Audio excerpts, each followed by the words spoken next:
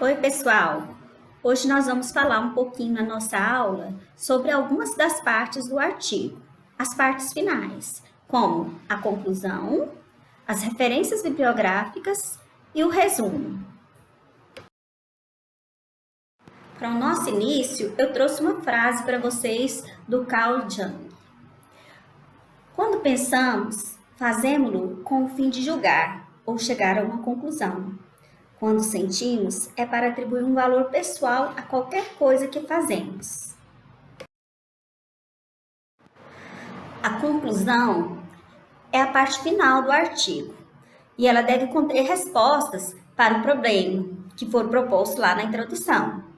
É uma síntese do que tudo que foi apresentado, mas não é somente uma síntese. Dessa síntese, você tem que pegar a essência do trabalho. Tem que ser uma síntese marcante e interpretativa dos argumentos que vocês já apresentaram. Nela, você tem que ser claro e exato. Tem que ser convincente e deve fechar o que você fez. Aqui que você vai colocar algumas reflexões a respeito do trabalho. O que nós devemos colocar numa introdução? Essa é uma pergunta que precisamos discutir. Nós devemos colocar a síntese dos resultados, mas não os resultados como um todo. Aquilo que é a essência dele, como dizemos anteriormente. Aquilo que é principal dos resultados, que faz com que a pessoa reflita sobre o seu trabalho. Quais as contribuições que ele trouxe? Os objetivos foram alcançados ou não foram alcançados? Por que não foram alcançados? Assim, a gente discute também as limitações, não somente as contribuições, mas as limitações do trabalho também. Podemos acrescentar sugestões para as novas pesquisas em relação ao mesmo tema. E, ao mesmo tempo, a gente tem que fazer com que o nosso leitor ele perceba a importância do trabalho. Você tem que gerar uma crítica e uma reflexão fundamentada a partir dele. Isso a gente faz na conclusão. Na conclusão, a gente nunca coloca coisas novas, mas sempre relacionada a isso, ao tema do trabalho e aquilo que nós conseguimos. Algumas frases podem te ajudar a incrementar o texto para fazer ligação de ideias na conclusão, como dessa forma, dado o exposto, tendo em vista os aspectos observados, levando-se em conta o que foi observado, considerando esses aspectos, logo. Outras frases também podem te ajudar, como somos levados a acreditar que, entende-se que, conclui-se que, percebe-se que, é preciso que, e outras. Elas podem todas te ajudar a fazer ligação e terminar a conclusão. Prestem atenção no que vocês precisam colocar na conclusão de vocês a partir do que foi discutido teoricamente sobre o que é uma conclusão, o que precisa ser colocado dentro dela. Vamos falar especificamente do trabalho de vocês. Se no trabalho você colocou que o objetivo era atender às funções práticas, vocês vão colocar que o objetivo foi alcançado e atendeu às funções. Aí você discute como que você atendeu essas funções, que são as funções prática, estética formal, de signo, indicativas e simbólicas e funções orgânicas. Procure também levantar uma reflexão sobre a pesquisa e a coleção. Tentem relacionar com a cultura, ou com a evolução, ou com a ciência, mostrando que a moda ela é capaz, através da vestimenta, de representar esse contexto, contribuindo assim para a memória, para a cultura. Tenta discutir esses aspectos. Procure destacar a importância da relação moda e tema. Quando você levanta essa reflexão, você já pode, ao mesmo tempo, destacar essa importância.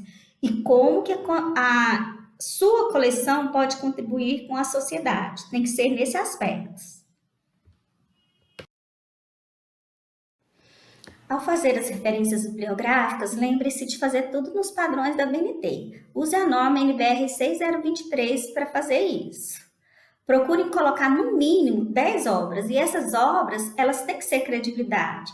Procure evitar Wikipédia, sites de domínio.com. Use isso só quando for para colocar imagens, e essas imagens elas têm que ter autorização de uso, tem que ter o maior cuidado em relação a isso, por causa dos direitos autorais. Se tiver direitos autorais ou não tiver autorizando, não pode usar a imagem. Coloca nas referências bibliográficas os dados bibliográficos da imagem, de onde você tirou a imagem. Em relação às referências, tem um detalhe que muitas pessoas esquecem, que nós devemos conferir ao término do trabalho se as obras citadas dentro do texto estão todas relacionadas nas referências bibliográficas. E se todas as obras que estão nas referências bibliográficas estão citadas dentro do texto, façam essa revisão. Bem, o que deve conter dentro de um resumo? O resumo ele é bem sintético, muito sintético. Ele é apenas indicativo. Nesse ponto, você começa o resumo fazendo o anúncio do tema, acrescenta a relevância ou a justificativa do seu trabalho, os objetivos pretendidos, só que aqui você acrescenta só os objetivos principais, não pode ficar repetindo palavras que você já colocou dentro do texto. Fala resumidamente, sinteticamente, as 2, 3 linhas sobre a metodologia. Acrescenta o resultado, fale um pouquinho da coleção e da relação que você fez com o tema. E termine com a conclusão. Os últimos trechos do resumo é a conclusão. Ou seja, tudo que você desenvolveu dentro do seu trabalho tem que estar explicitado no resumo, só que de forma indicativa. Vamos falar agora sobre o resumo. Ele é uma parte muito concisa e muito sintético. Deve constar tudo que tem dentro do trabalho. Deve estar na terceira pessoa do singular e o verbo na voz ativa, evitando o pessoal. Nele você não deve usar abreviações e nem citações. Procure fazer um só parágrafo, não divida o seu parágrafo em outros parágrafos. E aquele recuo, aquele espaço que a gente coloca antes de começar o texto, marcando o parágrafo, ele não é usado no resumo. Ao término do resumo, acrescente as palavras-chave, 2 pontos, aí você coloca de 3 a 5 palavras que representam, que são marcantes dentro do seu trabalho. Elas são as palavras-chave. Você pode colocar de 3 a 5. No início do resumo, você coloca a palavra resumo em caixa alta e em negrito. Para finalizar o trabalho de vocês têm que organizar todas as atividades feitas na forma do artigo. No artigo, você deve conter o título. Abaixo do título, coloca o seu nome e o nome da professora abaixo do seu. Acrescenta em nota de rodapé, insere em nota de rodapé as credenciais dos autores, que são você e a professora Eliecília. Em seguida, adicione a palavra resumo, que é correspondente ao exercício 6. Coloque o seu resumo junto com as palavras-chave. Após essas partes iniciais, você adiciona a introdução, a metodologia, que pode estar dentro ou fora da introdução, que é correspondente ao exercício 3, o tema e inspiração, que você deve estar focando principalmente na inspiração. Ao texto, adicione os resultados, que é a explicação da coleção, correspondente ao exercício número 4, ou ainda chamado de repertório formal. Nele, vocês devem colocar os desenhos que vocês desenvolveram, a coleção que vocês desenvolveram. Por isso, coloque 3 desenhos para representar cada bloco criado. Junto deles, crie na forma de painel outros elementos, como as estampas, a imagem de inspiração, as texturas, as cores. Não coloque isso de forma solta, não. Tente colocar, agrupar isso junto com os croquis.